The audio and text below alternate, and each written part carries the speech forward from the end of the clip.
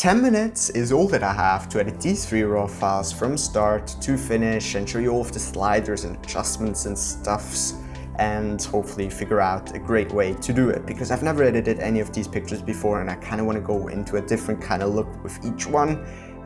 So let's, I guess, figure it out. But before I do that, I want to thank Wix for making this video possible, because if you're a photographer in 2018 and you don't have a beautiful photography website yet, well, you should really make one, because it shows off your work in a professional way. You can do all sorts of customization and just have a professional, beautiful outlet to show off your work. So go out to the link in the video description, build your own beautiful website for free forever for the basic plan, or go to wix.com/yourfineart. There's going to be more at the end of the video if you want to learn more. Alright, going into the editing. First photo right here. Gonna make it brighter, bring up the shadows, bring down the highlights.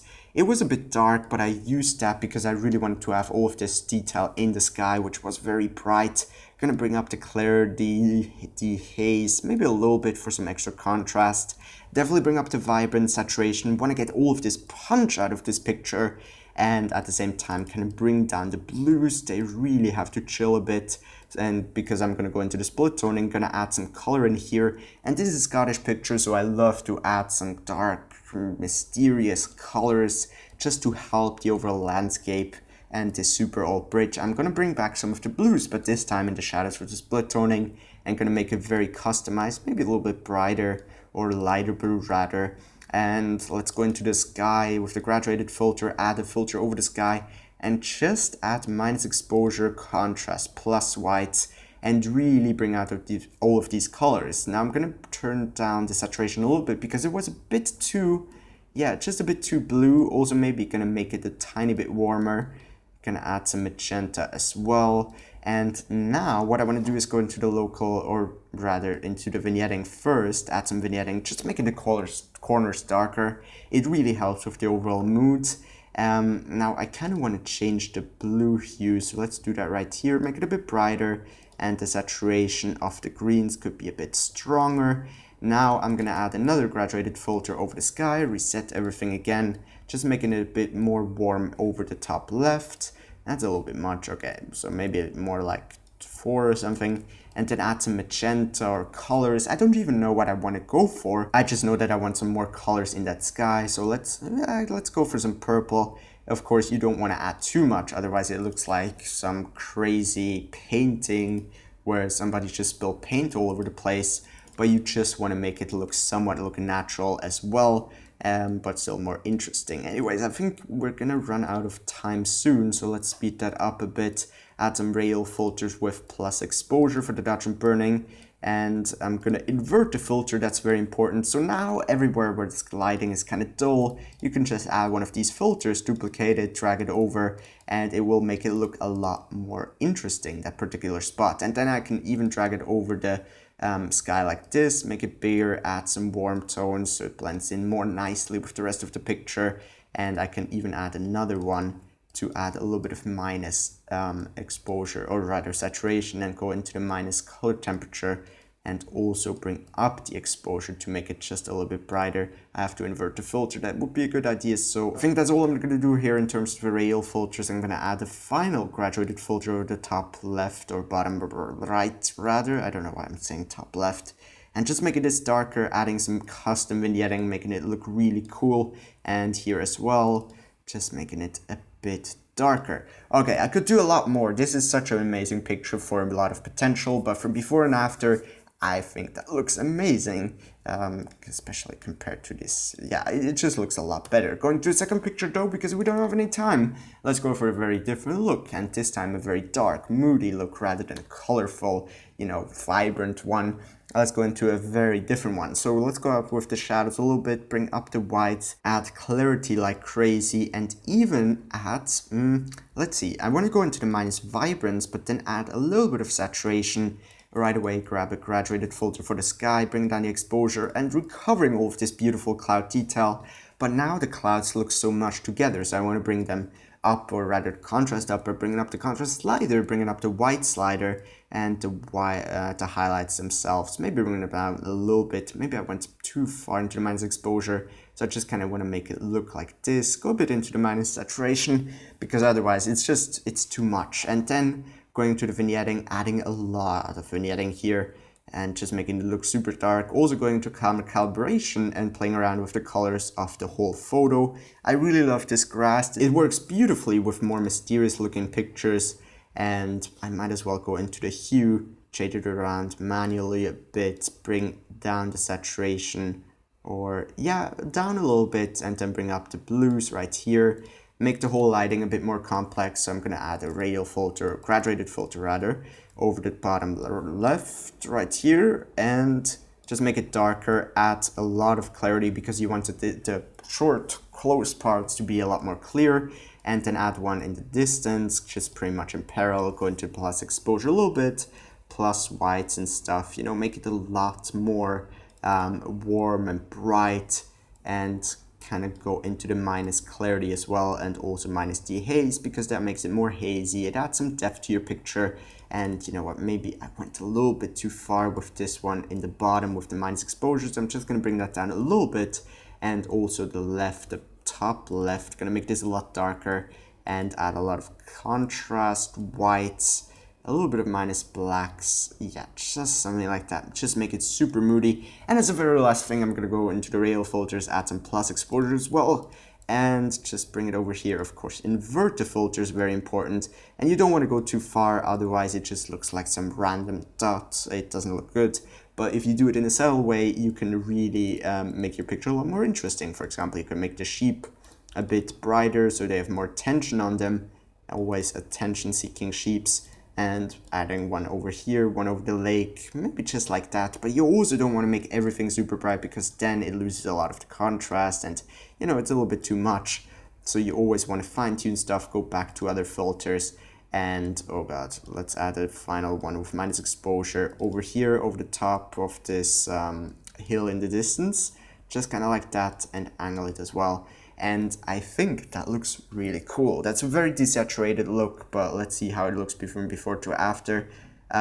It looks quite different. You might not see, it might not seem like it, but in terms of the overall mood, I like it a lot better. I do think though, I am way too blue with the sky, so that's one of the things that you sometimes see if you compare stuff directly. You can go into certain parts that you really messed up, like the sky color temperature, and just fix that and make it look a little bit cooler with the color as well. But definitely looks a lot better than this super blue one that it was before. Anyways, I like this picture. Very different look to the first one. The first is very vibrant, bright. Second one is very dark, desaturated. And the third one is going to be sunset pictures. I'm kind of going to want to go crazy in terms of the color, and also mix that a little bit with the darkness of the second picture, if I can do it. Let's see how I can do it. Minus highlights, bringing up the contrast a little bit, bringing up the shadows, whites, you know, just the basic stuff, bringing out all of the detail with the clarity, vibrance, saturation, a little bit down here actually, because I really love the vibrance. That allows me to bring up the vibrance so much. Now, overall color, you might want to go into the warm tones because it's sunset, but I don't like to do that. I like to have a lot of blue tones, and that allows me to go into split toning, highlights, and add a lot more warm tones. So in this case, I'm going to go for kind of a medium warm tone. I don't want to add too much, otherwise it just looks crazy, you know, just overdone. I guess that's a simple way of saying it if you add too much of anything, but especially with the split toning, you want to be careful. A lot of times it might look cool, but then it will just kind of make the whole picture look very artistic-y, and you might not want that. Just be careful with the split toning, and just be sure to really look at the picture before you stick with a decision. Anyways, I'm going to play around with the tonal curve here. Actually going to make the shadows super dark, then go into the second linear curve, I guess, and just bring up the shadow cap. So meaning the shadows cannot go below a certain range. You can make it super dark here, you know, just move it around. If you bring it up all the way, then you pretty much don't have any shadows. Anyways, that is kind of a limiter, and you can use that because it looks really cool if you then add some more contrast and minus blacks and stuff like that. That would otherwise make the picture look way too dark. As you can see, it's 0 here. Looks too dark, but if you limit that, then it looks really cool and has this kind of filmish look. Anyways, gonna go into the hue here real quick, grab this little pinpointer and just fine tune the colors here. I do want to make the yellows more orangey and dark, but I still want to keep the green, so I'm gonna manually do that. Bring up the reds a little bit, bring up the greens as well, and together with the yellows because I want to make them pop. And now you can definitely see that the sky is way too bright, even brighter than before, but once I adjust it, and luckily we have all of this detail from this raw file that I'm editing with, just bringing down the exposure, bringing up the contrast, really make this punch, although, yeah, not too crazy. Just like that, make it a little bit warmer, and then add one filter, very big one over the left, make it very dark. Why do you think I want to make it dark? Well, it is, again, for differentiation in terms of the exposure. Then I'm going to go over the top right. Actually, that's way too big of a filter, so I'm going to drag that back here and kind of make it more warm because that's a warm side. I want this to be brighter than the left. I want this to be where the sun kind of is coming from. You can just aid it, you know, add a little bit of extra color than it was actually there. And, oh God, I think I'm going to go over 10 minutes for this one again, but I really want to finish up this or this picture very nicely. So I'm also going to make the left a little bit warmer in a very selective way, make it also more contrasty though, bring up the whites just slightly and bring down the exposure slightly. It's a little bit too crazy blue, so let's just bring that down, add a custom color. I think I can go for a reddish orange here. I'll just add a little bit of that. And going to the radial filters, yep, that's what they're called. Gonna add a lot of plus exposure here because as you can see here, it actually looks pretty cool if you go into the plus exposure with the whole picture. But the reason why I didn't want to do that is because radial filters allow you to do that in a really cool way just locally. So I'm going to add a lot of them, and maybe just a few big ones actually, rather than a lot of small ones. Just add plus exposure plus whites, and you can really mix that.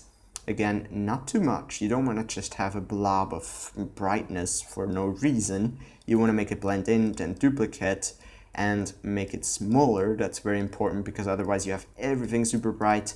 And now I'm also going to add one over here to a lesser extent, make a little bit of minus clarity, minus dehaze. And speaking of minus clarity, minus dehaze, I'm going to go into the minus exposure even more for this top section of the sky, then add another one for the bottom here with minus exposure and make this a lot darker, add more contrast as well. And okay, I think I really went too far into the minus dehaze here with this filter. So let's just keep it like that, add some minus exposure filters as well as a very last thing with minus exposure over these rocks right here. This is the Old Man of Star on the Isle of Skye, by the way. Doesn't really matter in terms of the editing, but it's a really nice place to shoot photos if you're ever in the area.